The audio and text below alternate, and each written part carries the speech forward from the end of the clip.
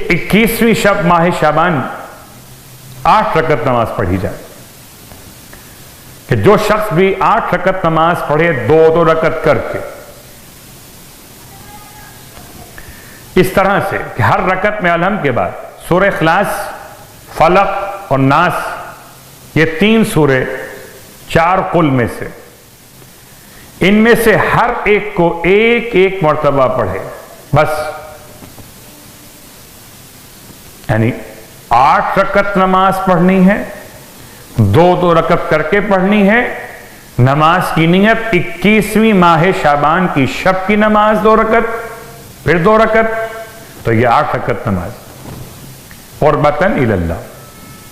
ہر رکعت میں الحمد کے بعد اخلاص،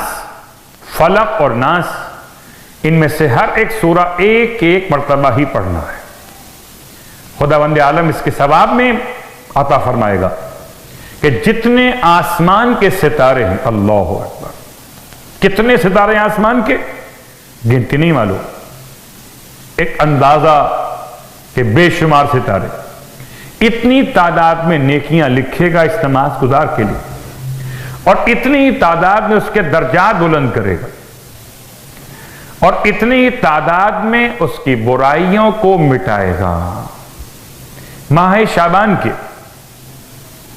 اور روزوں کا بیان اللہ کے حبیب صلی اللہ علیہ وآلہ وسلم ارشاد فرماتے ہیں کہ جو شخص ماہ مبارک شعبان کے 21 روزے رکھ لے،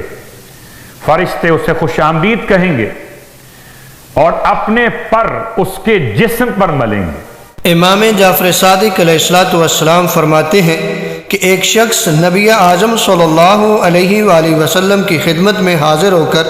عرض کرنے لگا کہ میں نے اپنی 1/3 دعا آپ کے ساتھ مختص کی ہے۔ فرمایا تیرے لیے بھلائی ہو۔ پھر کہا میں نے اپنی آدھی دعا کو آپ کے ساتھ مختص کیا ہے۔ فرمایا اچھا کام کیا ہے۔ پھر کہا اگر میں اپنی پوری دعا آپ کے ساتھ مختص کرتا ہوں،